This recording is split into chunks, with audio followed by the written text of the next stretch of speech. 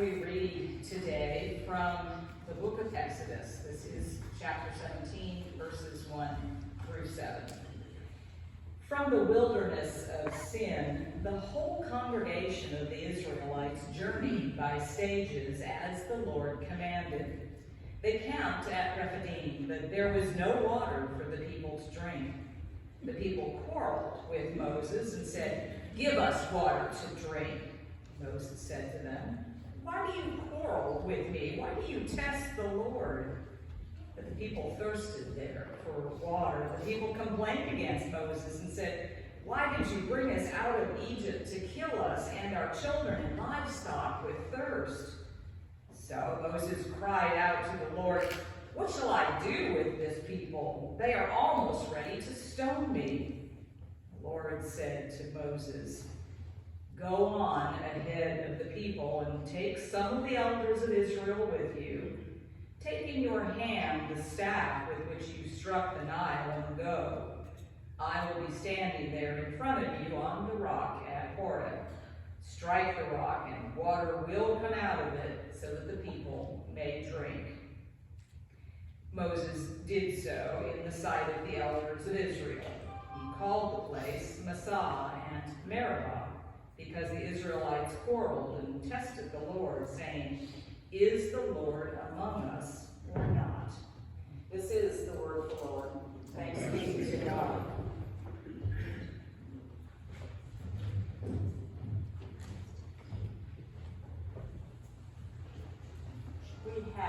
If we have watched TV or movies in the last couple of decades, run across a series of TV iterations of a popular show, or seen one of the movies, the various series, called Star Trek. Anyone heard about Star Trek? So all of you, based on that, would know and recognize who says this, right? This is Dr. Spock. And he says what? Live long and prosper, right? And if we know what Captain Kirk said all the time, help me out, it's beam me up, Scotty, right? Dr. McCoy also had a phrase that he was prone to vary as the circumstances warranted. When he was called to do something outside of his skill set, and he would say, "I'm a doctor, not a bricklayer," right? Or, "I'm a doctor, not a coal miner," or, "I'm a doctor, not a magician," right? Dr. McCoy responded to crises with various levels of emotional intensity, depending on what the situation demanded. And he did so to meet the frustration that he was experiencing and the fears of the other people around him with a small amount of sarcasm. It was a way that he diffused the situation with levity. It was part of his prescription, right? Dr. Coy, he's not unlike church leaders, elders, and staff today. We are called to work outside of our skill set on a regular basis. I have been known to utter some McCoy-esque kind of quips from sometimes.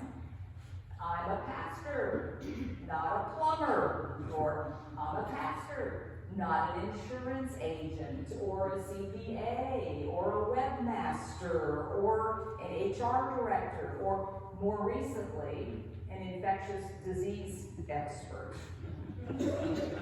The responses that are needed, depending on what the circumstances are, and the concerns of the people who are responding to what those circumstances are, can often be diffused in those situations with a little bit of levity and a not so subtle way of reminding people, encouraging them to use their own gifts, which they have. Because if we all do the jobs that we are uniquely called and equipped by God to do, that together we can accomplish God's mission. Now, if you'll indulge a comparison this morning of Moses to Dr. McCoy, we can imagine Moses responding to the series of crises that the ancient Israelites were facing with his own kind of McCoy-esque quips. Moses saying the kinds of things that we might expect to hear. I'm a shepherd, not a refugee camp administrator, not a sanitation engineer, not a tabernacle designer or a stone tablet cutter. I'm a shepherd, not a manna farmer or a quail wrangler. Moses was called to work outside of his skill set, which as far as we know was being Prince of Egypt and then a shepherd. He was expected to do that almost constantly, and not surprisingly, he became frustrated with that from time to time. Sometimes he dealt with it better than others. And our text for today is one of those other situations where God had to jump in to help the people come back together so that they could do together what God's mission was. So we come to our text reading from the wilderness of sin, the Israelites journeyed by stages as the Lord commanded. The Israelites were in a time of transition. We might even say that this was an interim in their life together. They were moving from captivity into freedom, but that movement came at the cost, pretty significant cost, of them leaving behind everything that was familiar to them. They were literally physically being uprooted and moved out of everything they had ever known. And they were being pursued, at least initially, by the Egyptian army. And they had witnessed there and in the desert the mighty acts of God. We kind of just brush right past that saying, wow, mighty acts of God, but can you imagine being there and watching the waters come back over the army? And before that, all of the plagues in Egypt. That's a lot to process. That's a lot to process.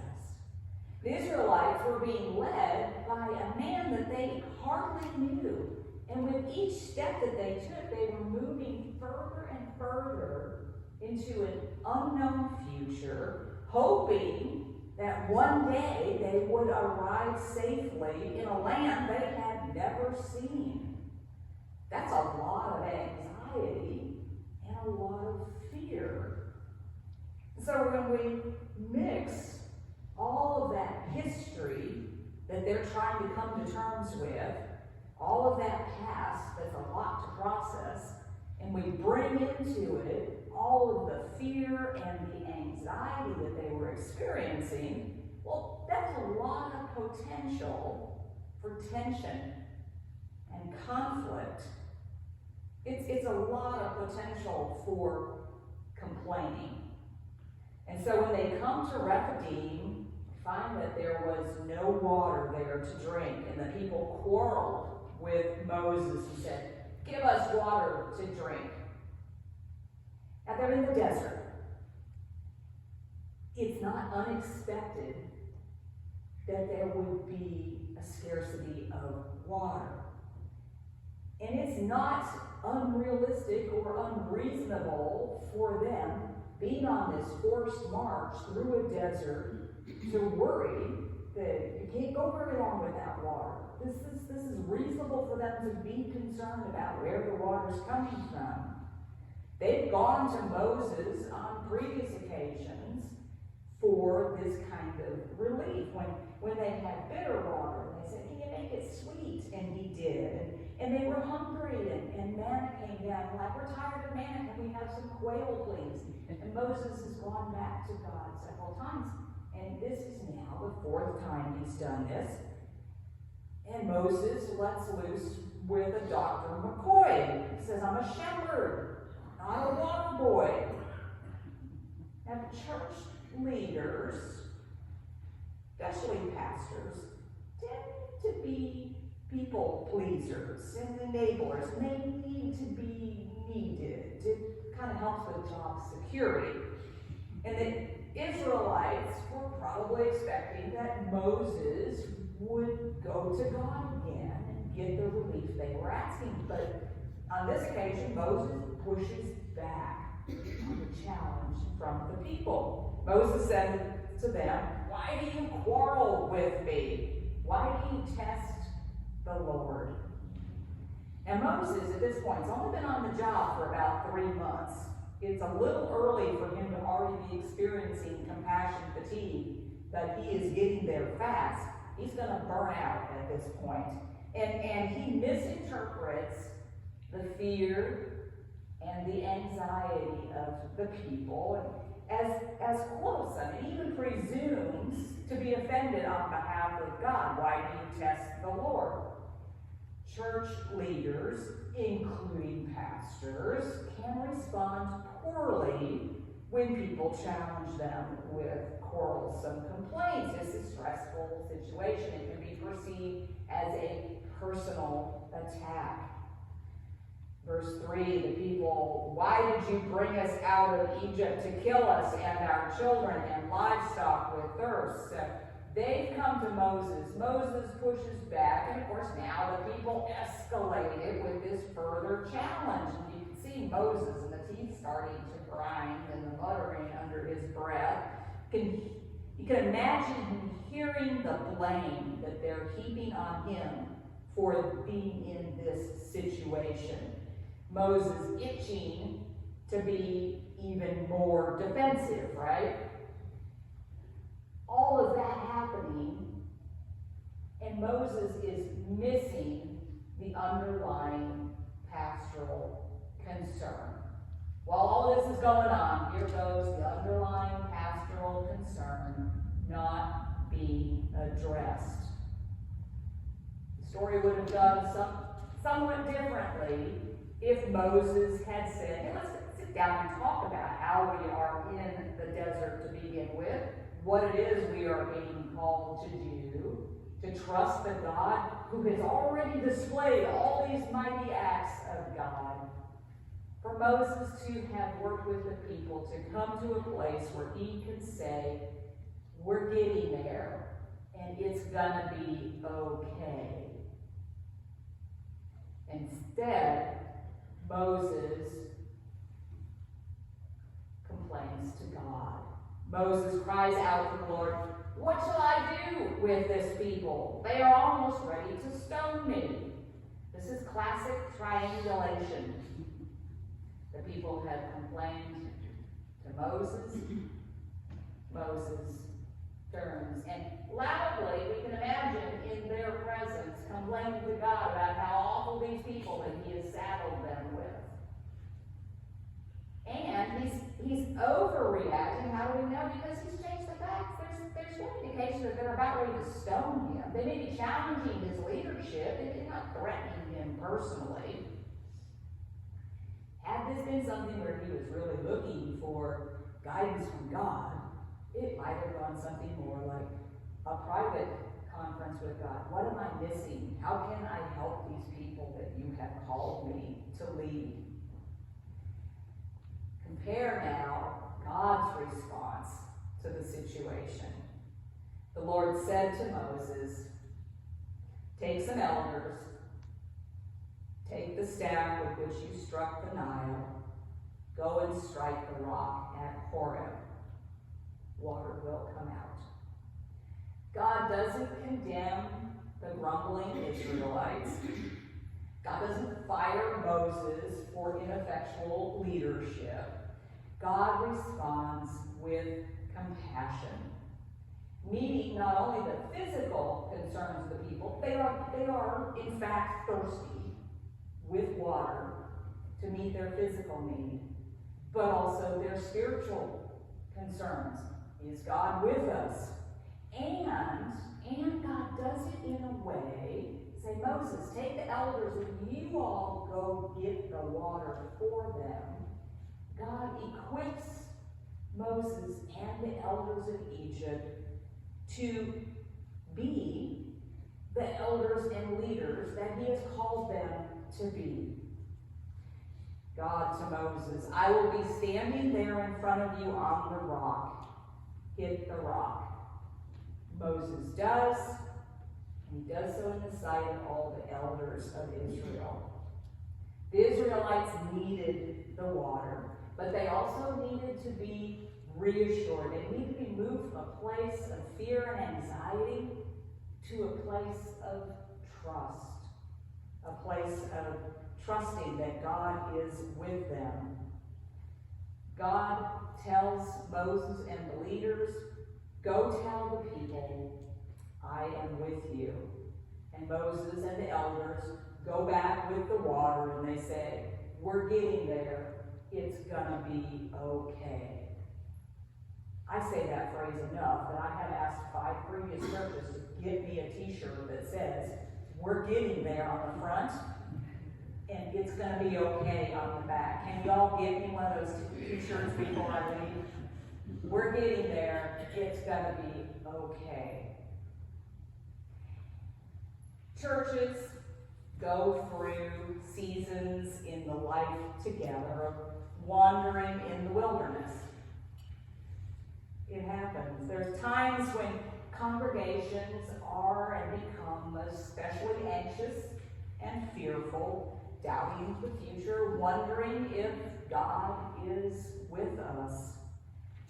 3 years ago, this very week, every pastor of every church in America got up in front of their congregations and said, we are closing the doors to in-person worship, and we don't know when we'll be able to come back. There was wilderness wandering that followed in the months and years to come. Decisions were made. There were consequences to those decisions, depending on what the decisions were. People were impacted in very real ways. No matter what the decisions were, there was reactions and responses that led to frustration and quarrelsomeness and defensiveness and tension and conflict and lots of triangulation. And during all of these times when all of that's going on, the pastoral needs were sometimes being overlooked. We know now that there's no right answers for everyone or for every church during a global pandemic. We know that there's no right answers for everyone and every church during a global pandemic. That makes it hard for us to say that mistakes were made. And yet we say that anyway. We say that anyway. And we keep saying that, even today. We can say for sure that regardless of whatever decisions were made, and however we cast or characterize those decisions, whether we call them mistakes or not, that the bigger mistake would be allowing that to prevent us from moving forward.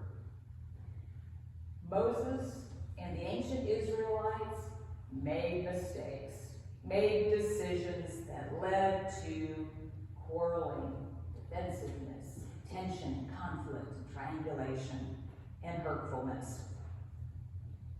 The bigger mistake for them would have been just to give up and sit there in the desert and die. we together, I have made mistakes in the 6 months since I've been here in dealing with the stresses of the circumstances as they have come up. You've heard it before, a couple of hurricanes didn't help. Elders and staff, we've made decisions, some of which we can look back and say, well, maybe that was a mistake.